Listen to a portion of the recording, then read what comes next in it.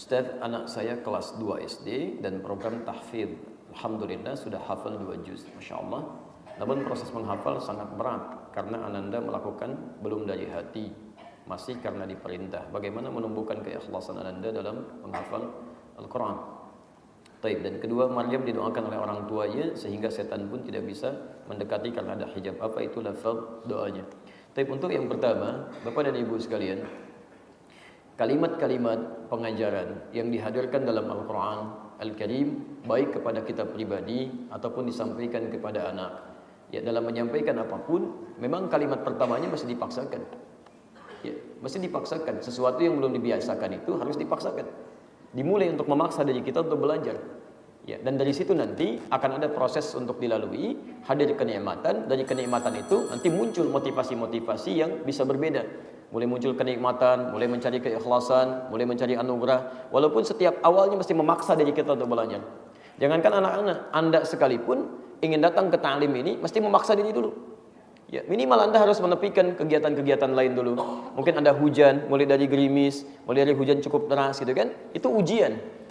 Ini menunjukkan bahwa pertama, setiap apa yang kita inginkan, yang kita harus raih, jangankan urusan dunia, bahkan urusan akhirat, itu mesti punya rencana yang jelas, motivasi yang kuat, plus pemaksaan kepada diri kita untuk mewujudkannya.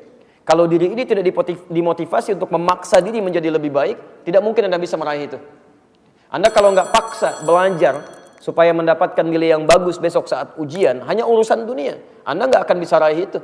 Ya, jadi konsep pertama, ketika ingin mendapatkan apapun, maka kita mesti memaksa diri kita dengan cara terbaik untuk mewujudkan itu. Hanya persoalannya bagaimana mendefinisikan dan kemudian melakukan proses pemaksaan ini dalam konteks tanda petik, ya, menjadi kalimat yang lebih baik, kemudian dengan praktek-praktek yang terbaik. Ya, jadi kalimatnya oleh para motivator diganti, oleh para motivator, ya, dari kata pemaksaan menjadi kata motivasi yang kuat. Ya, tumbuhkan kekuatan, tumbuhkan manfaatnya, tumbuhkan manfaat-manfaat yang bisa didapatkan kalau kita bisa meraihnya. Itu sebetulnya pemaksaan juga pada diri kita, supaya kita bisa meraih itu. Nah, saya turunkan dulu fitrah dari Al-Quran ketika ingin meraih sesuatu, kemudian turunan-turunan untuk mendapatkan kenikmatan-kenikmatan yang diharapkan. Fitrah pertama, setiap Anda ingin mendapatkan kebaikan, atau faidah apapun dalam kehidupan dunia kita, atau bahkan akhirat kita, itu pasti akan berhadapan dengan tantangan. Saya ulang, pasti akan berhadapan dengan tantangan. Pertama, untuk menguji kesungguhan kita dalam meraih apa yang kita harapkan itu. Dan yang kedua, pelan-pelan, dari sisi pendekatan pandangan syariat, untuk menghadirkan pahala-pahala yang dijanjikan oleh Allah Subhanahu wa Ta'ala supaya bisa kita raih. Nanti tolong ingat betul, ya, pahala itu terletak bukan pada hasilnya, tapi pada prosesnya. Antum mulai dari berangkat ke ta'lim ini, kan gak dilihat hasilnya. Apakah yang dihafalkan sekian ayat, sekian hadis, sekian persoalan. Belum tentu semua materi yang saya sampaikan antum bisa tahu semuanya. Tapi yang dinilai oleh Allah, dari mulai kesiapan Anda mau berangkat, Masya Allah, dari mulai melangkahkan kaki, dari masuk ke masjidnya, dari sholat 2 rakaat tahiyatul masjidnya, dari mulai menyimaknya, itu Masya Allah, banyak ayat dan hadis bertebaran di sini. Karena itu, kita mulai kemudian keluarkan dulu turunan ayatnya, surah kedua Al-Baqarah, ayat 214, posisi paling kanan sebelah bawah. Baik. 1, Quran, surah kedua, ayat 214. Di mushaf standar posisi paling kanan sebelah bawah, sebelum ayat 215 yang terakhir. Ya. Kemudian, solusi mengatasinya, ini menarik nih. Ada di Quran, surah ketiga, surahnya naik 1 tingkat, ayatnya 142, di Masya Allah. Yang 214, 2-nya diakhirkan ke belakang, kemudian urutannya jadi 142, posisinya paling kiri sebelah atas. Ini tantangannya, saya tidak mengatakan masalah, ya, karena psikologis manusia kalau disebutkan masalah, minimal malas untuk menghadapinya, dan jadi beban. Makanya setiap menghadapi persoalan-persoalan kehidupan, jadikan tantangan. Ujian untuk kita meningkatkan mutu kebaikan kita. Ada tantangan di sini. Di sini solusinya. Kemudian kaitan dengan Al-Quran. Tadi ada di Quran surah, misalnya perintahnya di Quran surah ke-54 terkait menghafal ayat 17, ayat 22, ayat 32, ayat ke-40. Proses menghafalnya mengikuti contoh Nabi sallallahu alaihi wasallam, Al-Qur'an surah 75 ayat 16 sampai dengan ayat 18. Cara meraih anugerah ini ada di Quran surah kedua ayat 282 di ujung ayatnya. Ya, posisi paling kiri sebelah bawah. Tadi yang saya sebutkan di balik tantangan ini ada pahalanya di Quran, di hadis, pakai hadis dulu. Riwayat Ibnu Majah saja, ini yang paling lengkap. Ada di redaksi di hadis Muslim, di At-Tirmidzi juga ada, tapi ini yang paling lengkap. Nomor hadis 233 dari sahabat Abu Darda.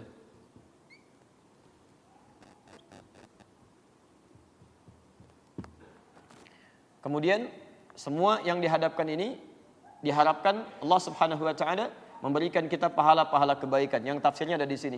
Ringkasannya ada di Quran, di Al-Quran surah ke-67 Al-Mulk ayat yang kedua. Baik. Solusi hadis Qurannya kalau sedang malas, butuh motivasi, kan? Sampai nanti hadir keikhlasan karena Allah. Ada di At-Tirmidzi, hadis riwayat At-Tirmidzi. Nama aslinya Muhammad dari Tirmidzi, dikenal dengan At-Tirmidzi. Nomor hadis 2910, kan? Ini yang baru baca. Kalau belum lancar, nomor hadis 2920. Kalau sudah mulai menghafal, nomor hadis 2915. Sampai mendapatkan keikhlasan. Keikhlasannya ada di hadis riwayat Al-Bukhari. Nomor hadis yang pertama dari Umar bin Khattab radhiyallahu taala anhu. Ini gambaran dalilnya. Baik. Bismillah, saya agak pelan-pelan dulu ya. Kita mulai dari yang pertama. Setiap orang yang mengharapkan keberhasilan dalam hidupnya, apalagi ingin meraih surga dengan pahala-pahala yang dia persiapkan saat di dunia, itu tidak otomatis bisa melakukan semua harapannya dengan mudah. Lihat kalimatnya, am hasibtum an tadkhulul jannata walamma ya'tikum mathalul ladzina khalau min qablikum. Apa Anda duga begitu mudah mendapatkan surga, ingin meraihnya, sementara Anda belum mendapatkan ujian menghadapi tantangan-tantangan seperti orang-orang dulu yang dijamin masuk surga pun menghadapi ujian. Saya mau tanya pada antum, Nabi Muhammad SAW dijamin tidak masuk surga? Dijamin masuk surga, dekat dengan Allah, dijaga dari kesalahan, masuk surga tanpa hisab, surga tingkat paling tinggi. Apa Anda kira nggak ada ujiannya? Ada. Ujian bagi dirinya. Ya, beliau dihina, beliau dicela, disebut seorang penyair, disebut tukang sihir, disebut dukun, dilempari bukan cuma dengan kata-kata, dilempari dengan batu juga saat di Taif. Dituduh, istri beliau juga dituduh, keluarganya dituduh, Masya Allah. Dan itu dihadapi dengan indahnya. Nabi dicela, Rasul dicela, bahkan malaikat dicela, bahkan Allah pun ada yang mencela.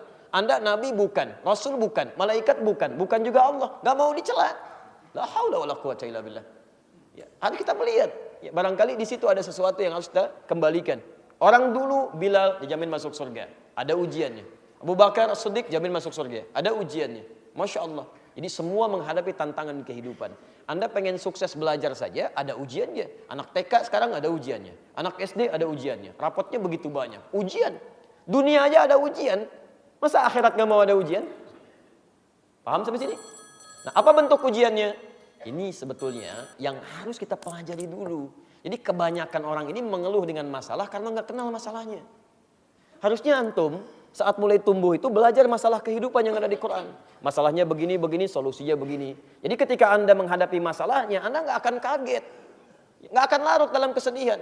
Silahkan cek semua ayat yang mengatakan ikuti petunjuk kami ujungnya akan ditutup dengan tidak akan larut dalam kesedihan dan kegalauan. Ya. Bahkan Adam alaihissalam ketika pertama diturunkan, itu bersanding dengan petunjuk kehidupan. Quran surah 2 ayat 38, posisi paling kanan sebelah atas. Qulna ihbitu minha jami'a. Turun kalian semua ke muka bumi. Adam, istrinya, keluarganya turun. Masya Allah. Fa imma ya'tiyannakum minni huda. Kalau nanti saat turun, kami akan turunkan petunjuk kehidupan bersamaan dengan turunnya. Faman tabi'a hudaya, ikuti petunjuk kami ini. Ikuti betul. Fala khaufun 'alaihim wa lahum yahzanun. Maka kami jamin hidupnya tidak akan pernah khauf, gelisah, galau, takut, walahum yahzanun, dan tidak akan pernah merasakan sedih dalam kehidupan. Petunjuknya diberikan kepada Adam, tapi isyaratnya mereka. Semua anak keturunan Adam kalau ikut petunjuk ini, Masya Allah, dijamin oleh Allah. Bahkan setiap berganti generasi diberikan petunjuk yang sesuai dengan kebutuhan umatnya. Sampai di masa Nabi Muhammad sallallahu alaihi wasallam kalimat yang sama disebutkan. Begitu beliau diutus diiringi dengan hudan, kalimat sama. Quran surah kedua ayat 185. Posisi paling kiri di pertengahan. Syahrul Ramadan alladzi unzila fihil Quran hudan linnas. Fungsi Al-Quran dari Al-Fatihah sampai dengan An-Nas, fungsinya bukan sekedar bacaan, tapi hudan, jadi petunjuk kehidupan. Kalau Anda kerjakan ini, lihat ujung ayatnya. Yuridullahu bikumul yusra wa la yuridu bikumul usra. Allah menginginkan hidup Anda mudah, bukan susah. Jadi kalau ada orang yang hidupnya susah, di rumah tangga susah, di pekerjaan susah, kehidupan sosial susah, barangkali di antaranya dia nggak baca petunjuk hidupnya. Sehingga banyak keluhan dalam kehidupannya. Kenali dulu. Nah, rumus menghadapi masalah ini, apapun yang Anda lakukan termasuk menghafal Quran, itu akan ada 3 jenis ujian. Nanti ini teori dasarnya dulu ya. Nanti barangkali turunannya dalam kesempatan berbeda kita bisa adakan daurah atau ta'lim khusus tentang ini. Ya. Yang paling menarik, 1, masathumul ba'sa. Jenis pertama disebut dengan ba'sun, ba's. Akan ditimpa dengan yang ringan dulu. Ringan, kecil-kecil dulu. Ya, kecil. Jadi inilah keadilan Allah. Tidak akan seseorang diuji dengan langsung seketika ujian berat, tidak. Kadarnya sesuai dengan kemampuannya. La yukallifullahu nafsan illa wus'aha. Allah tidak akan mungkin menitipkan satu ujian untuk meningkatkan kualitas hidup seseorang kecuali sesuai dengan kadar kemampuannya. Jadi ada ujian ringan dulu, ya. Penghafal Quran, awal-awal nggak pernah menghafal, baru ujian mulai ringan-ringan dulu. Yang tadinya baca Al-Quran, sekarang mulai baca Al-Quran. Dikasih dulu dengan motivasi, semangat, tiba-tiba muncul malas, tiba-tiba melihat Quran nggak biasa, tulisannya beda dengan yang biasa dia lihat. Al-Quran begini, gitu kan? Tiba-tiba muncul ngantuk, gitu kan? Padahal baca Al-Quran 1 jam begini, baca Al-Quran 10 menit begini, gitu kan? Bosan sih enggak, cuman cepat ngantuk. Itulah Al-Quran indahnya. Bosan gak ada yang bosan. Antum pernah baca Al-Fatihah bosan? Padahal 17 kali dalam sehari. Kalau bukan firman Allah, mustahil ada yang bisa begitu. Mustahil itu. Silahkan baca karya terbaik manusia. Gak usah banyak-banyak lah. Al-Quran 17 kali dalam sehari. Karya manusia 3 kali dalam sehari. Baca terus selama sebulan. Sehari 3 kali, sehari 3 kali. Demi Allah, paling 3 hari Anda tinggalkan tuh.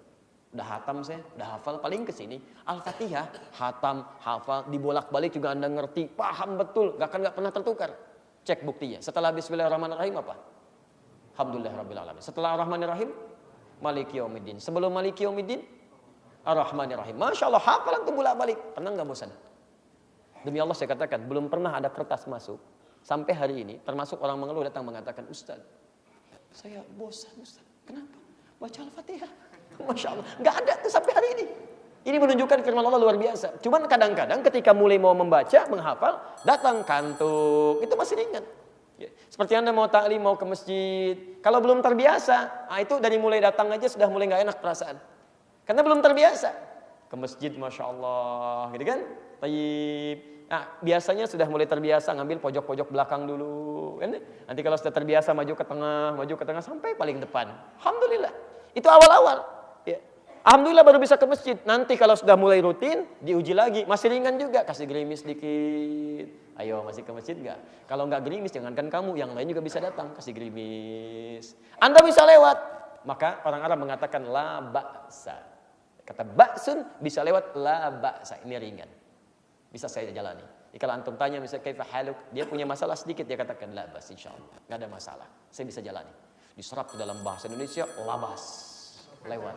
La ba'sa, labas lewat. Ya, gerimis sedikit, turun, jalan, nggak ada masalah. Nggak usah pakai payung, jalan aja. Nah, kalau Anda belum lulus pada yang seperti ini, itu tandanya Anda belum lulus pada ujian yang kecil. Ya Allah, nggak ke masjid, gerimis sedikit aja. Anda nggak ke masjid, Anda belum lulus.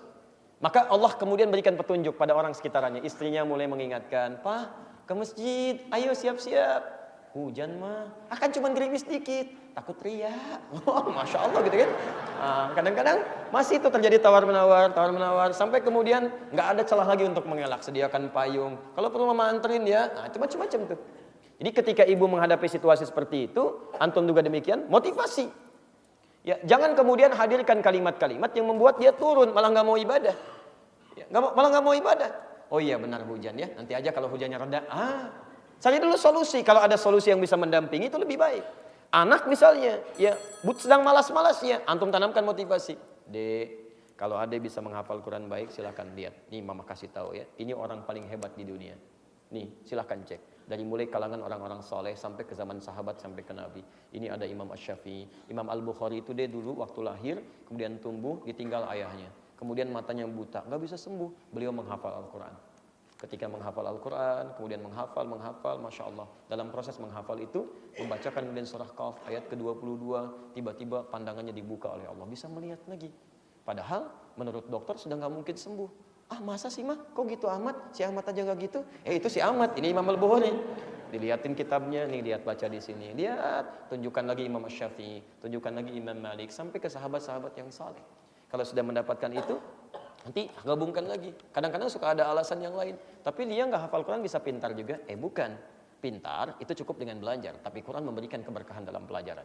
Quran juga menambah ingatan kita. Quran mendekatkan diri kita dengan Allah supaya hidupnya nggak susah. Hadirkan. Maka ketika dia merasakan motivasi itu, nanti dia akan berubah pelan-pelan. Ya, dan akan ada peningkatan dalam dirinya. Ya. Biasanya kalau sudah seperti itu, naik lagi ujiannya. Dharra namanya. Sudah mulai ke fisik. Ya, ke fisik. Sudah ada sentuhan-sentuhan. Seperti Anda yang biasa kumpul-kumpul, kemudian boleh mau ke masjid. Kelihatan teman Anda. Kok tumben nih gak kumpul? Masya Allah, sudah soleh ya, soleh, Masya Allah. Padahal nama Anda Rahmat misalnya. Ya, kadang-kadang seperti itu. Gak usah dibalas, Alhamdulillah gitu kan. Alhamdulillah, tapi belum tentu soleh menurut Allah. Saya takut. Kalau meninggal hari ini juga, Masya Allah. Menurut kamu soleh, menurut Allah belum. Maafkan saya kalau selama ini banyak kekurangan. Itu ketika Anda sampaikan kalimat itu, mungkin ketika Anda tinggalkan dia berpikir, boleh gak saya ikut kamu? Mungkin jadi begitu. Jadi ada kalimat-kalimat yang bisa kita membawa orang dalam kebaikan. Anda tingkatkan lagi. Gak usah dibalas dengan keburukan. Itu bukan adabnya. Makanya rumus Qurannya ketika ada yang mengolok-olok, jawab dengan kebaikan dulu. Quran surah ke-25, ya, ayat 63. Wa ibadur rahmanil ladzina yamshuna 'alal ardi hauna wa idza khatabahumul jahiluna qalu salama. Bukan qalu balasan, bukan qalu salama. Hamba Allah itu ketika jalan tawadhu, lalu diolok-olok oleh orang lain, dia katakan salama, kalimat-kalimat yang baik yang menghadirkan hidayah. Ya. Waduh, Masya Allah, sok soleh sekarang. Daripada kamu sok komen. Udah, itu kalimat begitu gak akan menambah manfaat.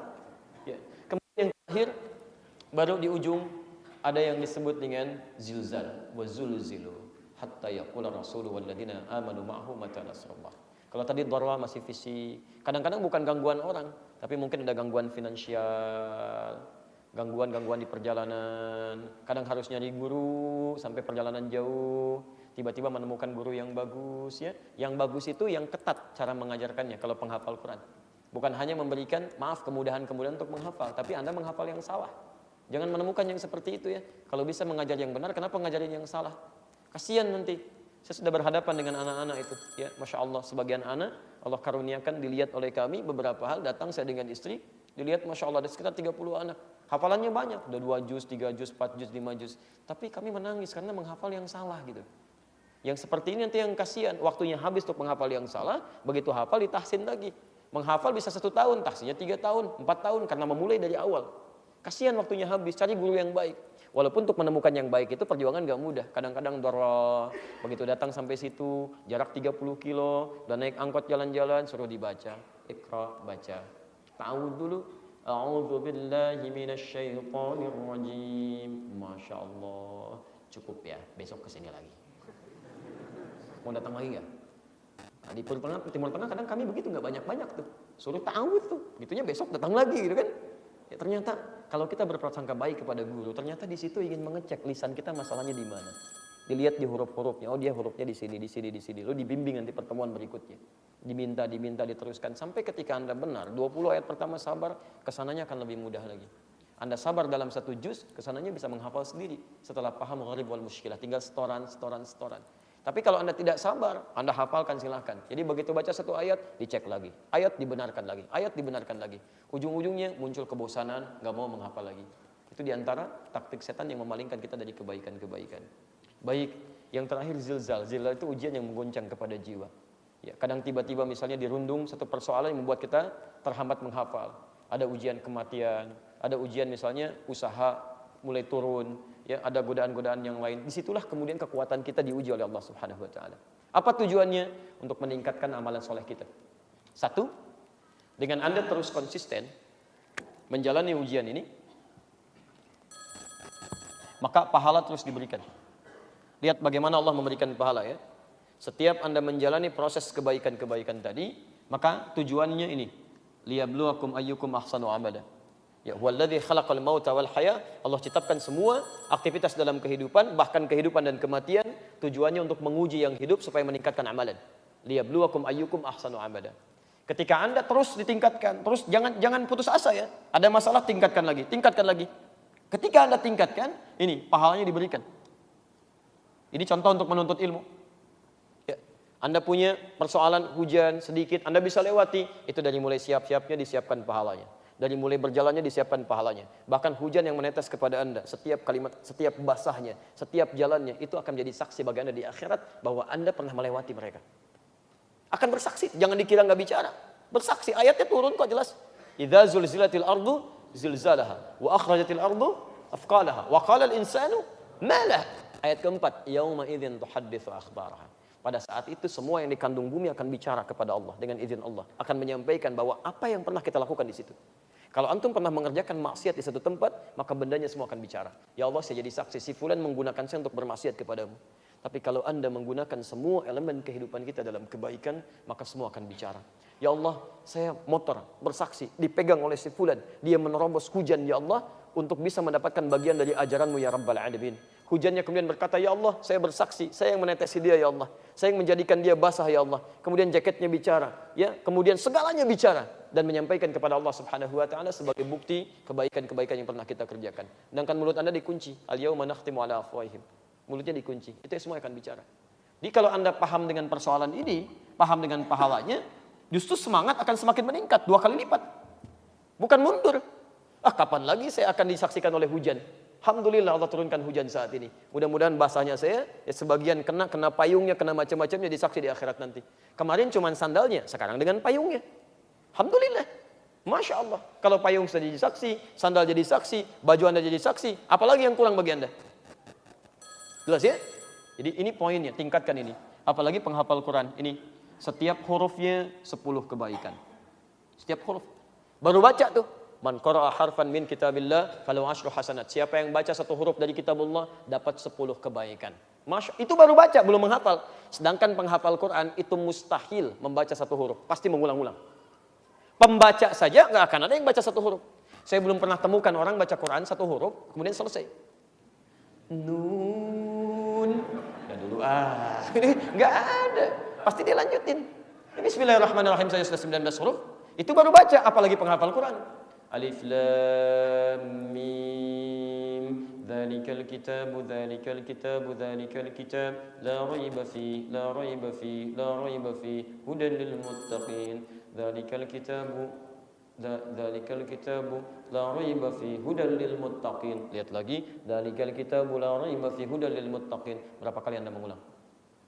Berapa pahalanya? Keluarkan itu, tuliskan. Kalau sedang malas-malas, bagaimana kalau diwafatkan pahala saya kurang? Baca Quran lagi, hafalkan lagi. Ya, jangan menyerah. Aduh, kalau saya bagaimana ya? Ngulangnya kok lambat, beda dengan yang tadi.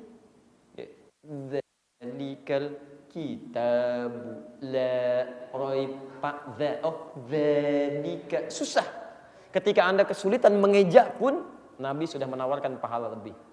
Hadisnya riwayat At-Tirmidzi nomor hadis 2920. Walladzi yatata'ta huwa syaqqun 'alaihi, dan orang yang terbata-bata dan berat mengucapkan hurufnya falahu ajran, bahkan dia mendapatkan pahala 2 kali lipat orang yang lancar.